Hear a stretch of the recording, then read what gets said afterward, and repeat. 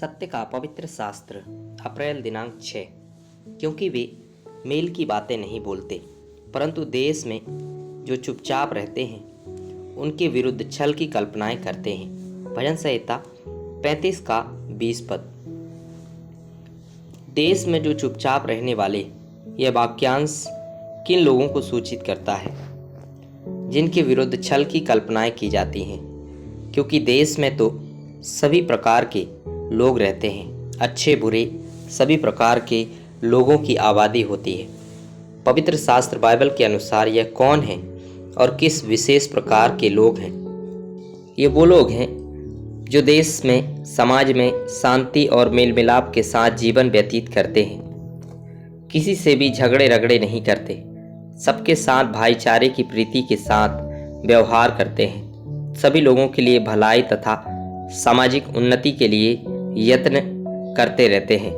Bible सिखाती है ये लोग सारे देश के लिए और देश के नेताओं, राजाओं और सभी लोगों के लिए प्रार्थना करते हैं।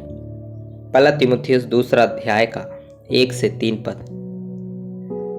अब मैं सबसे पहले यह उपदेश देता हूँ कि विनती और प्रार्थना और निवेदन और धन्यवाद सब मनुष्यों के लिए किए जाएं, राजाओं और सब ऊंचे पद वालों के निमित्त, इसलिए कि हम विश्राम और चैन के साथ सारी भक्ति और गंभीरता से जीवन बिताएं। यह हमारे उद्धारकर्ता परमेश्वर को अच्छा लगता और भाता भी है।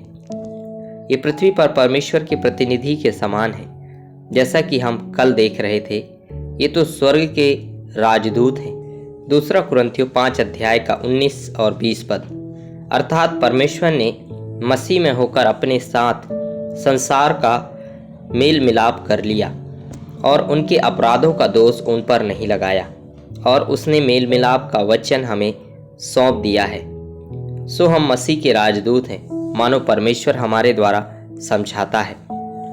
हम मसीह की ओर से निवेदन करते हैं कि परमेश्वर के साथ मेल मिलाप कर लो। पहला पतरस 2 अध्याय का 9 पद।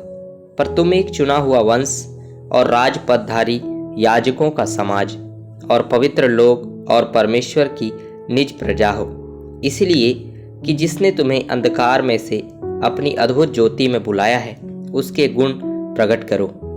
यही वे लोग हैं जो इस जगत संसार में जीवित परमेश्वर के ईश्वरीय गुणों को प्रदर्शित करते हैं। सच कहे तो यह संसार जो पाप और अपवित्रता से इतना भरा हुआ है कि कब का नाश हो गया होता, यह सारा संसार ऐसे देश में जो चुपचाप रहने तथा प्रार्थना करने वाले लोगों के कारण ही अभी तक बचा हुआ है।